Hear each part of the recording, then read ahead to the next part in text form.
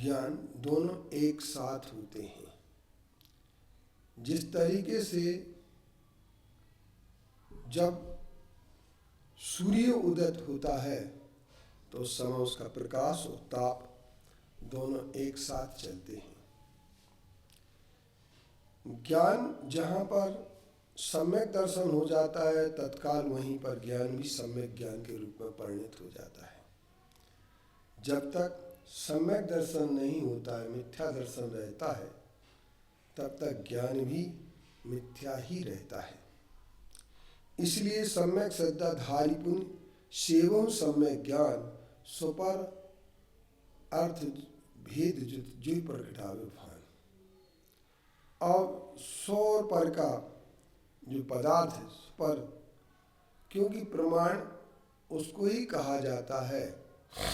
प्रमाण नयैरेधिगमः, जो सौ पर अभाषक होता है वह प्रमाण होता है। प्रमाण ज्ञान होता है और इसलिए उस ज्ञान को दो रूप में प्रकट किया गया है, एक मिथ्या ज्ञान और एक सम्यक ज्ञान।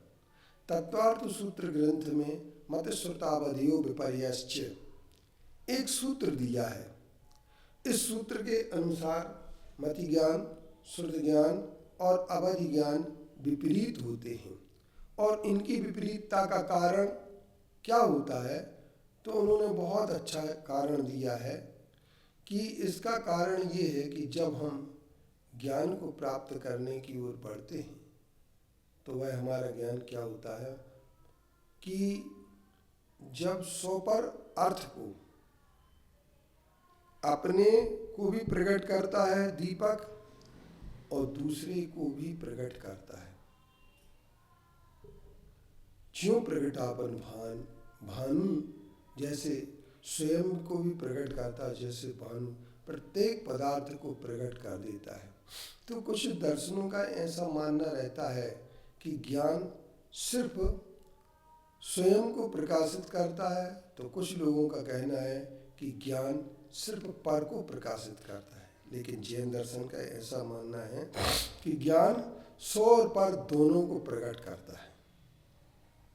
जैसे दीपक को देखने के लिए दूसरे दीपक की जरूरत नहीं पड़ेगी, क्योंकि उस दीपक में स्वयं ही इतनी क्षमता होती है कि वह स्वयं को प्रकट कर देता है।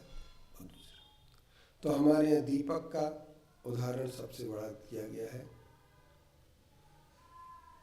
सौर पर के अर्थ से युक्त जो होता है वही हमारा ज्ञान होता है। और भेद होने के बावजूद भी सौ भेद है और पर में भी भेद है, ज्ञान में भी भेद है और सम्यक दर्शन में भी भेद है। भेद होने के बाद भी युगपद होते हूँ प्रकाश दीपकते हुई।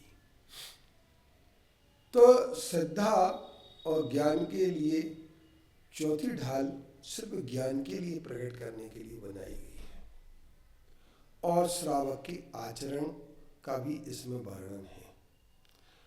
तो तीसरी ढाल में जहाँ हम सम्यक दर्शन का वर्णन प्राप्त कर चुके हैं, पहली ढाल में चारों गतियों के दुख का वर्णन, दूसरी ढाल में उसके दुख के कारण मिथ्या दर्शन, मिथ्या ज्ञान, मिथ्याचार्य, तो वो भी दो प्रकार का।